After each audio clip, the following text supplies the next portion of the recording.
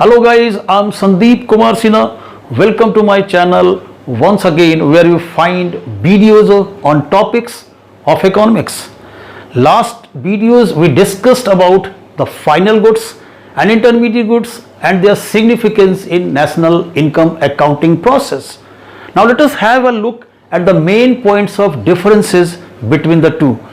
अब दोनों के बीच में अंतर क्या है? अब हमने देखा कि फाइनल गुड्स क्या होता है, इंटरमीडिएट गुड्स क्या होता है, अब इन दोनों के बीच का डिफरेंसेस क्या है, अब ये हम आज पढ़ते हैं। तो first point that is these goods means final goods जो हमारा है finish goods that lie outside the boundary line of production and are ready for use by the final users that is consumers and the producing firms. मतलब ये जो है finish goods है which have crossed the boundary line of production means now the process production का जो भी है वो complete है और goods जो भी है वो हमारा अब यूज करने के लिए तैयार है। Who are the users? Those that is consumers and the producing firms. Now first point of intermediate goods. These goods lie within the boundary line of production and are not ready for use. मतलब ये still process is not complete, process ये चल रहा है, transformation into finish product and goods are not ready for use by the final users that is the consumers and the producing firms. Now look at the second point, these are finish goods and therefore value is not to be added to these goods. मतलब अब इसमें value editions करने की जरूरत नहीं है because these are now ready for use. जहां तक इंटरमीडिएट गुड्स का सवाल है यहां पर प्रोडक्शन प्रोसेस अभी कंप्लीट नहीं हुआ है। कब कंप्लीट होगा हमारा? जब तक ये फाइनल जो कंज्यूमर्स है या परचेजर्स को बिक नहीं जाता, then still the value is to be added to these goods means इसमें अभी एडिशंस वैल्यू का होना बाकी है, that is intermediate goods. Number third point, purpose of use is either consumption that is fulfilment of requirement or investment that is further production of goods and services. मतलब जो भी इनका पर्पस है अपनी जरूरत पूरी करना या दूसरे गुड्स के प्रोडक्शन में मदद करना।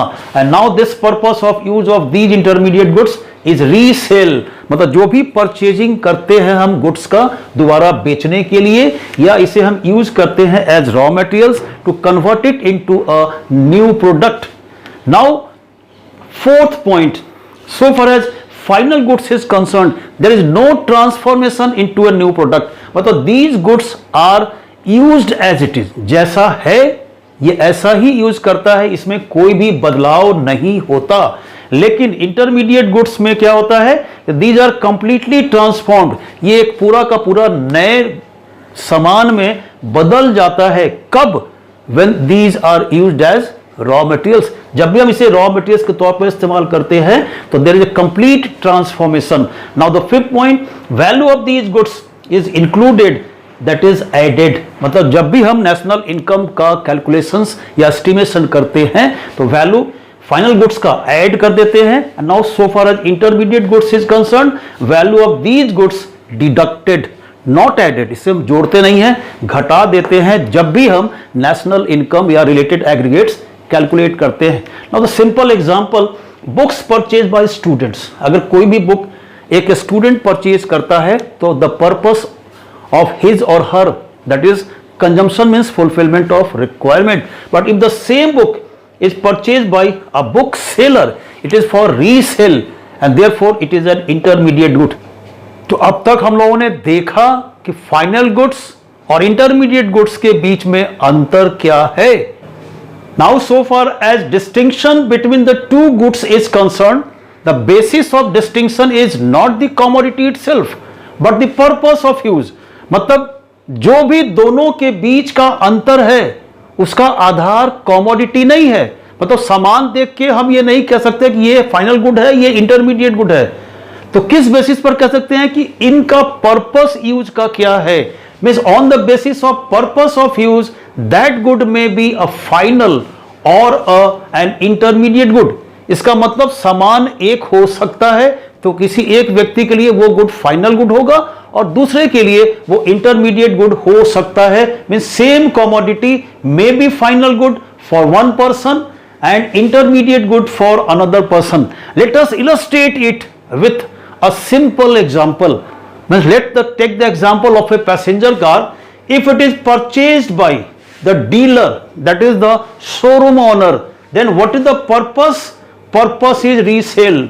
उसका ये जो भी डीलर कार खरीदता है उसका पर्पस उसकी सवारी करना नहीं है, उसको इन्वेस्टमेंट करना नहीं है, उसका पर्पस क्या है? दोबारा बेचना और प्रॉफिट कमाना. And that's why it is an intermediate good for the purchaser of the car, that is dealer. But the same car if it is purchase by a हाउस होल्ड, दैट इज वी कंज्यूमर्स, मतलब if we people purchase it from the dealer, then what is the purpose? Consumption, that is fulfillment of requirement. अगर हम ये car same car खरीदते हैं तो हमारा पर्पस क्या है? सवारी करना, घूमना फिरना, मतलब उसको यूज करना अपनी जरूरत पूरी करने के लिए. And therefore it is a final good. At the same time if it is purchase by a taxi operator, कोई भी अगर टूर एंड ट्रेवल का मालिक टैक्सी ऑपरेटर अगर इसी गाड़ी को खरीदता है तो what is the purpose? Investment, रुपया कमाना means for the further production of goods and services, and therefore it is also a final good for the taxi operator. Means ये फाइनल गुड हमारा किसके लिए है? जो भी कंज्यूमर्स है या टैक्सी ऑपरेटर्स है, but it is that is intermediate goods for the showroom owner. मतलब सेम गुड एक व्यक्ति के लिए इंटरमीडिएट है तो दूसरे के लिए फाइनल गुड्स है. Means what matters, that is the end use of goods, माने what is the purpose of use.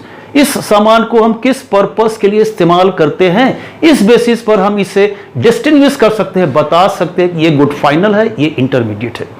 That's all about the differences between the two goods, that is final goods and intermediate goods. We will meet again in the same video with a new topic. Till then, keep on watching my video and subscribe to my channel for more such videos. Thank you very much for watching this video.